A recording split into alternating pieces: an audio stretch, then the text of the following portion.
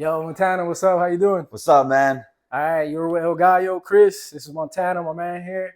And we're here to talk about Montana's future, what he's going to be doing, what we're going to be doing on the collab.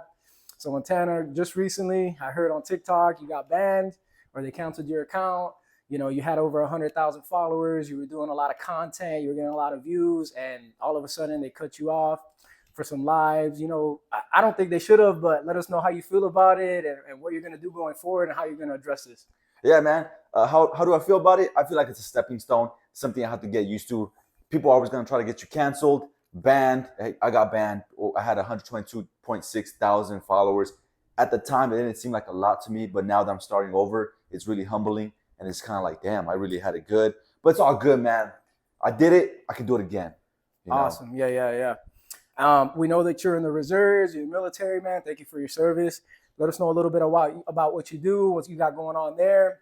I think it's interesting that you're able to do what you do in the military, plus create this content and work in healthcare and pursue your dreams.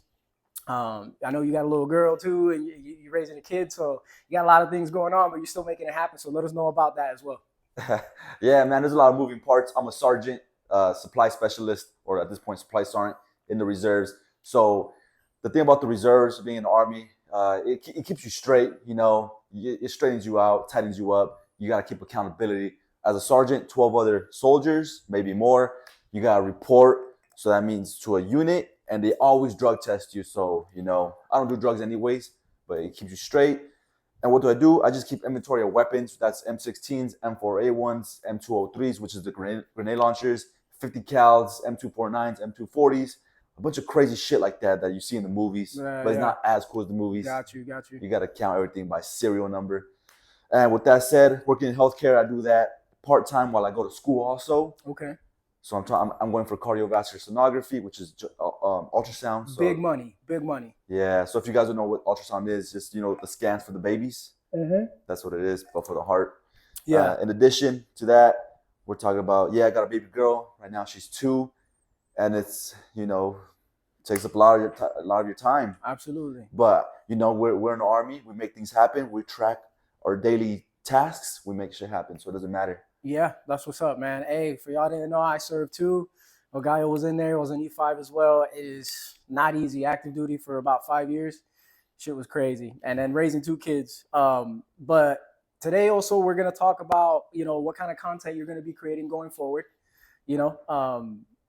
I know we did street interviews. It got a little wild. We had a good time out there, and there was a couple things that we wanted to put out. We kind of had to hold it back, because TikTok was giving a shit. So talk about that. Talk about what the vision is going forward and what you plan on creating with me and the collab with El Gallo. Yeah, so the collab that we're doing, man, I think it's great, dude. We went out to the street. We drank. I smoked a cigar for the first time in my life. I realized that shit ain't for me. He was gagging on that one. I was probably the only guy who left the whole cigar in the joint. I'm glad I was able to introduce you to that and pop your cherry, bro. Yeah, man, that was a crazy story. And then, we went out. We did the street interviews. We got a couple girls who were down in the moment. Mm-hmm. But later, they were like, no, delete it, take it down. Right, And, we're not trying to get sued. Exactly. Fuck that. So we took it down. And then one of our videos actually got striked. Mm-hmm. Remember that? That's terrible. That's not good. A week later, I got banned. But with that said, my future plans, like you're asking, I always have a plan B in mind. YouTube. We're on YouTube now. Okay. Fortunately, it's popping.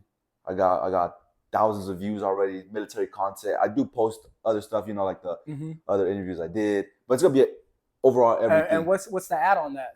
The ad is gonna be Woah.Montana right here. Okay. Check it out. We're gonna do collabs with El Gallo. Mm-hmm. It's gonna be sick as hell. So that's the future plan. So at El Gallo Productions, let's go. So that's gonna be the future plans. Mm-hmm. It's just a mystery box. We don't even know what's up. We got all kinds of craziness and crazy ideas, and so far we've been getting flamed for it by TikTok, but we're gonna find a way to get around it. Yeah? We're gonna try not to get banned again, and hopefully our content can progress and reach the masses. So we got a couple questions for you in regards to you working at a prison, dude. Like, what's up with that? Like, how do you even get involved with that? Like, what how do you even start working at a prison? So I was trying to become a correctional officer at first. So while I applied, I learned that there's a CNA position, which means certified nurse assistant. Okay. I went to a school for it. I graduated. And with that certificate, I applied at a state prison just to hopefully get like brownie points for my application to be a corrections officer. So I was there for 2 years, and I started realizing like, damn, this job is bullshit, man. You got to deal with inmates throwing poop at you. Oh shit. Literally. Yeah. Like in the movies, there's bottom tier, first floor, second floor. When they all get pissed, they all correlate with each other and they flush the toilet. Ooh. And now you're in a waterfall. It's just a waterfall because it goes under the cells. Okay. And I was like, yeah, you know what? This is not for me. I'm going back to school. With that said, that's why I became a CNA, to get intel and access in the state prison and to hopefully help me become a corrections officer. Right. Which it didn't work out anyways, man. I got fired from a job. The background investigator said, have you ever been fired from a job? I said, yes, for X amount of reasons. And he said, don't call us, we'll call you. Never heard from him again. Right. He's basically saying, hey, you didn't get the job. Yeah. So it'd be like that sometimes, man, but you keeping your head up, right? And we still moving forward, right? Yep. And that's all that matters. All right, well, a couple more questions in regards to that, because, I mean, working in the prison's got to be very interesting, dude. So, for how long did you work there before you ended up getting out of there? I was there for 2 years. 2 years? It was a contract. Oh, so you can't violate the contract at all? Oh, you can quit anytime. Oh, okay. Yeah, you can quit anytime. What is there any clause or anything that happens? Like if you quit early, do they take money? Do you have to pay? Nothing. Oh, they okay. beg for you to stay. Oh, really? Yeah, they beg. They're like, we need you. I bet it's real hard to keep people. I bet you the turnaround is crazy. Oh, yeah. What was some of the wildest shit you seen? Oh, one time I was like this, sitting on a 1-to-1 suicide watch behind a cell, and not even gonna lie, a lot of us sleep. We just sleep on the job. Yeah. So the inmate I was watching, but just keep in mind it's a cell and a small window, and I was just sleepy. He was talking the whole time, right? So I was just like, fuck it, he's alive. And you had to chart every 15 minutes, standing by window, drinking water, trying to kill himself, whatever. Oh, wow. You're charting every 15 minutes. I was just like, fuck it, man, sleep. That's annoying. Yeah. And then so the psychologist comes to me and says, how is he doing? I said, oh, he's doing good. He's been talking the whole time. So the psychologist goes up to the window, and keep in mind, I don't know what's going on. I'm just like this. The psychologist goes like this. He's hogtied. Hogtied like those cartel videos like that. Who hogtied him? Himself. He hogtied himself? Yeah. That's impressive, bro. So I was like, what? So now it looked like I lied, which I kind of did. The whole freaking... You were sleeping on the job. Yeah. And I look inside. He was hogtied. The COs came in with that little gurney thing. Yeah. They took him out, slid him out, cut the rope. It's rope made out of t-shirts. Okay. So he cut the rope. Man, yeah. And then you can see like the indentation. He's like, I can't feel my neck. I can't feel my back. He went inside an ambulance.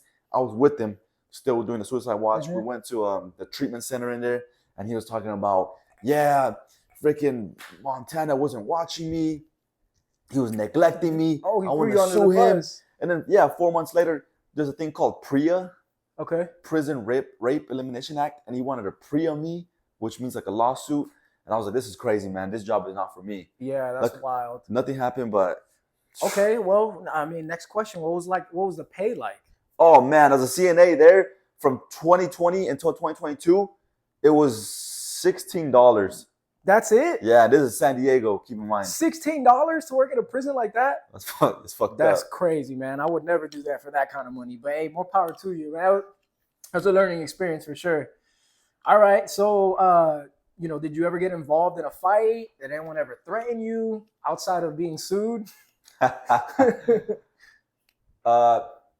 No, not really. Just people, they're just trying to get you close to the door. Sometimes they hold a cell hostage. The food tray opens up. They hold their arm out, and they have a freaking milk juice, the carton one. They piss and poop in it, and they try to like throw it at you. That's pretty much it. And threats, just people. They'll just say like, oh, I like your car. And then you'll say, you don't know what car I got. And they name the car you got. And you got to act cool. And you be like, oh, that's tight. Yeah, that car's nice. Because they're natural born psychologists. They're just trying to fuck with you. They're trying to make you scared. Get in your head. Yeah. Yeah. Well, all right, last question here. Did you ever witness any prison love? If you know what I'm saying. No. But the thing I did witness was I worked at a male prison. Yeah. But there were females there. Okay. Male to female. but they look exactly like so females it was co-ed. in a say, but they're all men. Oh, so they're transgender. Yeah, transgenders. Okay. But this one inmate, she looked like a female. Oh, wow. Yeah, and I was Okay. like, well, this is crazy. So you didn't witness any prison love. No. Okay, good. Well, actually, yeah, you know, there's a psychiatrist that was dating an inmate. What? Yeah, so the inmate got Isn't married. that like fraternization? Yeah, that's beyond fraternization. That's like something crazy, right? It's like criminal.